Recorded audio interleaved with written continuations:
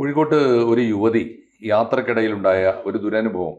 ഒരു ചെറുപ്പക്കാരൻ അവരെ ലൈംഗികമായ ദുരുദ്ദേശത്തോടു കൂടി അവരോട് പെരുമാറി എന്ന് ആക്ഷേപിച്ചുകൊണ്ട് ഒരു സോഷ്യൽ മീഡിയ പോസ്റ്റ് ഇടുന്നു.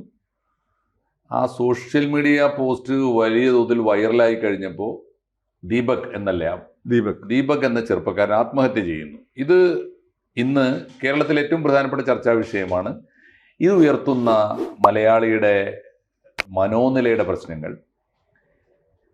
അതോടൊപ്പം വ്യാപകമായി ഇത്തരം സംഭവങ്ങൾ ആവർത്തിക്കപ്പെടുന്ന ഒരു കേരളത്തിലെ സാമൂഹ്യ പ്രശ്നം,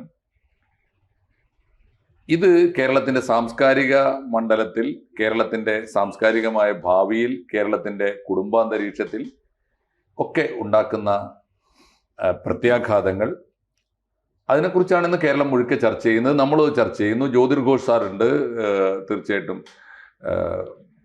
പ്രശാന്ത് പ്ലാന്തോട്ടം ഉണ്ട്. സാർ, എങ്ങനെയാണ് ഈ ഒരു വിഷയത്തെ നമ്മൾ സമീപിക്കേണ്ടത്? അതായത് നമ്മുടെ കേരളം എന്ന സമൂഹം നേരിടുന്ന ഒരു അർബുദ സമാനമായ ഒരു രോഗത്തിൻ്റെ ഒരു പ്രകടമായ ഒരുപാട് ലക്ഷണങ്ങളിൽ ഏറ്റവും ഒടുവിലത്തെ ലക്ഷണമാണ് ഈ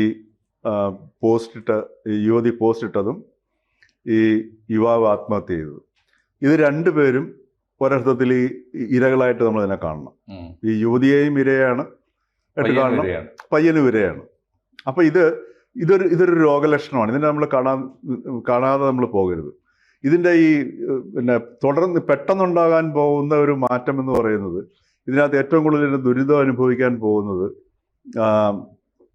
സാമ്പത്തികമായിട്ട് പിന്നോക്കം നിൽക്കുന്ന പെൺകുട്ടികൾ,